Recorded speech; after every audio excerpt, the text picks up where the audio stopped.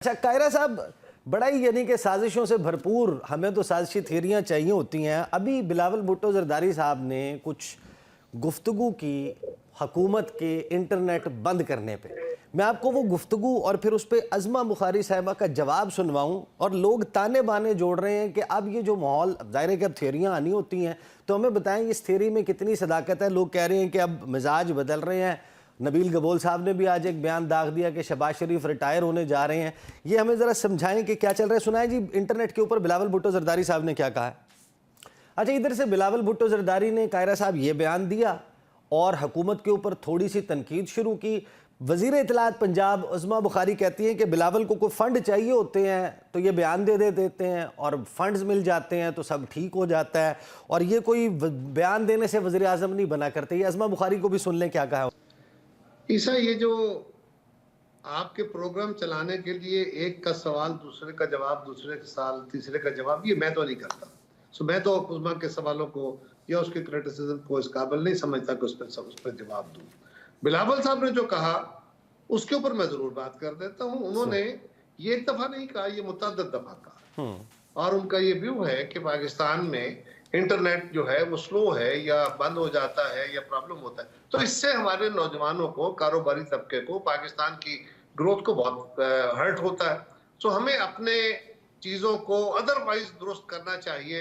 ये जो हमारा स्लो सिस्टम चलता है ये सिर्फ फॉल्ट नहीं है, अगर फॉल्ट है तो उसको दूर होना चाहिए। और ये बात वो एक दफा नहीं कह, हर बंदा आपके सेंटिमेंट को शेयर करता है। Let me clear that. हर बंदा, हर नौजवान आपकी जमात के चेयरमैन ने जो स्टेटमेंट दिया है उससे 2000% एग्री करता है। मसला ये है कि आपकी जमात के चेयरमैन की ये जो दुरुस्त बात है मौजूदा हुकूमत मानने के लिए तैयार नहीं है, तो लोग ये देख रहे हैं कि आपकी जमात किस किस्म का दबाव बढ़ा सकती है हुकूमत पे।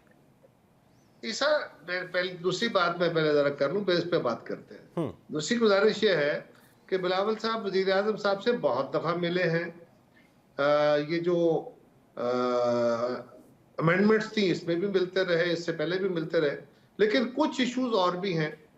जब हुकूमत बनी थी तो उस वक्त एक मुआहदा था जो हुकूमत और अब हमारे दरमियान हुआ, ये मुस्लिम लीग और हमारे दरमियान हुआ। वो मुआहदा आपके पास मौजूद है, वो ओपन है, कोई सीक्रेट तो है नहीं। और उसमें हमने कैसे आगे चलना है, हमारे कॉर्पोरेशन ने कैसे क्या रास्ता इख्तियार करना है, हुकूमत किस तरह, हुकूमत अब ये मुस्लिम लीग किस तरह हुकूमत चलाएगी, हम हुकूमत का हिस्सा नहीं होंगे, वो हर चीज उस पर लिखी हुई है। उस पर अमल दरामद नहीं हो रहा। उसके लिए बिलावल साहब ने कई दफा मुलाकातें की हैं। बाकी जब सिंध की हमारी हुकूमत है, उनके कुछ इशूज होते हैं NFC के फंड्स के हवाले से, तो वो बातें करते हैं। जिस तरह बातें हुई है ये मुनासिब नहीं है, और न ही मैं समझता हूं कि किसी खातून को मैं रिप्लाई करूं इस तरह, वरना दसियों बातें हो सकती हैं, हर तरफ से हो सकती हैं। बट एक आखिरी गुजारिश, जो जावेद लतीफ साहब ने कहा, जावेद लतीफ साहब से पहले PTI के सोशल मीडिया हैंडलर्स पे और बाकी ट्वीट्स पे और जगह जगह उनके मेंबरान की तरफ से और उनकी जमात की तरफ से ट्रंप के जीत के फौरन बाद उस वक्त एक डिबेट शुरू हुई कि अब कोई मसला नहीं है।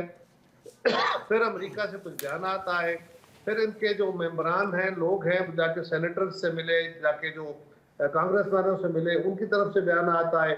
और फिर ये हुआ कि अब तो हुकूमत पे दबाव आना शुरू हो गया, अब तो खान साहब को अमेरिका छुड़वा लेगा। अब तो एक ऐसे बंदे ने बयान दे दिया जो कि कायरा साहब 2020 में जब डोनाल्ड ट्रंप हार गए थे और जो बाइडन जीते थे, उस वक्त मुस्लिम लीग नून के और पीपल्स पार्टी के जो ट्विटर हैंडल्स थे उन्होंने माजी की जो बाइडन और आसिफ जरदारी साहब की, मियाँ साहब की और जो बाइडन की तस्वीर चलाई थी, मुलाकातें, और ये बयानात एहसन इकबाल ने कहा था कि भाई अब वक्त आ गया है कि पाकिस्तान में भी उसको रास्ता दिखाना है इमरान खान को। आप एक और कंपैरिजन में चले गए जी। मैं तो ये नहीं कह रहा कि नहीं कहा था जी, मैं तो ये कह रहा हूं कि इस वक्त आप जो डिबेट कर रहे हैं ये सवाल आपका है, मेरा तो है ही नहीं। मैं तो इस बात को, इस सवाल को इस काबिल ही नहीं समझता कि इस पे बहस की जाए। मैं तो आपको जवाब दे रहा हूं क्योंकि प्रोग्राम में बैठा हूं, लिहाजा आपके सवाल को जवाब देना है। तो वो ये है कि ये हमारी तरफ से या हुकूमत की तरफ से नहीं कहा गया कि हम पे दबाव आ गया है।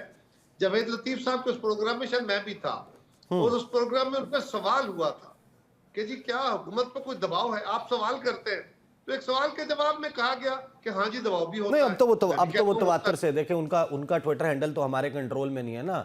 वो सवाल का जवाब क्या देते हैं, प्रोग्राम के किसी सवाल के जवाब में नहीं, लेकिन जब वो अपने पर्सनल ट्विटर हैंडल पे उसको स्पेशली पोस्ट करेंगे कि दबाव आ रहा है और दबाव के तहत बैठे हुए हैं और छोड़ा जा रहा है, नहीं, तो उन्होंने फिर एक प्रोग्राम में कहा, ये बात उन्होंने एक टीवी प्रोग्राम हाँ, में लेकिन फिर कही। उन्होंने अपने ट्विटर हैंडल पे, मैं आपके पास वापस आता हूँ हामिद रजा तो साहब। ये छोटा सा एक आखिरी बात मैं करके आपसे इजाजत ले लेता हूँ। जी जी। सवाल ये है कि खान साहब को अगर बाहर से कोई मदद मिलती है, कोई मुल्क उनको सपोर्ट करना चाहता है, पाकिस्तान का अदालती निज़ाम अपना तरीकाकार देखेगा, लेकिन ये जब वक्त आएगा तो बात करेंगे ना। फर्ज करें दबाव है तो क्या, नहीं है तो क्या, आज बैठ के इस डिबेट से हम क्या निकालेंगे? बताएं कि हम तो अब मुख्तलिफ पॉलिटिकल लीडर्स की स्टेटमेंट सुन रहे हैं। जावेद लतीफ़ साहब हैं, वो भी आपके कॉलीग हैं, पॉलिटिशियन हैं, वो ये कह रहे हैं, वो मुसर हैं कि इस वक्त आलमी दबाव मौजूद है और एक डंडे के जोर पे मुज़ाकरात के लिए बिठा दिया गया है हुकूमती पार्टियों को और तहरीक इंसाफ को। ये वाकई आपको लगता है कि जो मुज़ाकराती अमल है ये किसी आलमी दबाव के तहत हो रहा है? ईसा ने इसको जरा खोलिए इस बात को। पहली बात तो ये हर बंदे की अपनी राय है। गवर्नमेंट की तरफ से मेरी जमात हो, 2018 से हम कह रहे हैं मुज़ाकरात करें, आए बैठे बात करें, मुल्क को आगे ले जाने की कोशिश करें। फिर 2023 में हमने मुज़ाकरात किए, मुज़ाकरात कामयाब हो गए और खान साहब ने विड्रा कर लिया। 2024 में आके हमने फिर मुज़ाकरात की बातें की और खान साहब ने कहा मैं मुज़ाकरात नहीं करता। तो हुकूमत के ऊपर तो दबाव डालने की जरूरत इसलिए नहीं थी कि हुकूमत तो कह रही थी डायलॉग करें। कौन नहीं कर रहा था? खान साहब। तो खान साहब किसी दबाव के नतीजे में डायलॉग पे आए हैं, इसके बारे में मुझे तो नहीं पता, ना ही मेरी ये राय है। हुकूमत किस बात पर दबाव आना था? हुकूमत तो कह रही थी डायलॉग करें। रही बात, नहीं, वो तो कह रहे हैं कि दबाव के तहत छोड़ने वाले हैं। वो तो कह रहे हैं उनकी एंग्जाइटी। अगर कोई ये समझता है ईसा कि मुज़ाकरात के नतीजे में या किसी आलमी दबाव के नतीजे में या अमेरिका बहादुर के कहने पे खान साहब को छोड़ दें तो उनको मुबारक हो, बड़ी अच्छी बात। मौजूद हैं चेयरमैन सुन्नी इत्तेहाद काउंसिल और उस कमेटी का हिस्सा भी हैं जो हुकूमत के साथ मुज़ाकरात कर रही है। अब हमें ज़रा ये समझाएं, आप पॉलिटिकल वर्कर भी हैं, वेल कनेक्टेड भी हैं, कम से कम अपनी क़यादत के तो हर फैसले से आप बखूबी वाकिफ़ हैं। ये हामिद रज़ा साहब बड़े कॉन्फिडेंस से कह रहे हैं कि अब तो तहरीक इंसाफ के मुस्कुराने का वक्त आ गया है, नून लीग जो है वो अब ऊ करने की तैयारी कर ले, प्रैक्टिस कर ले।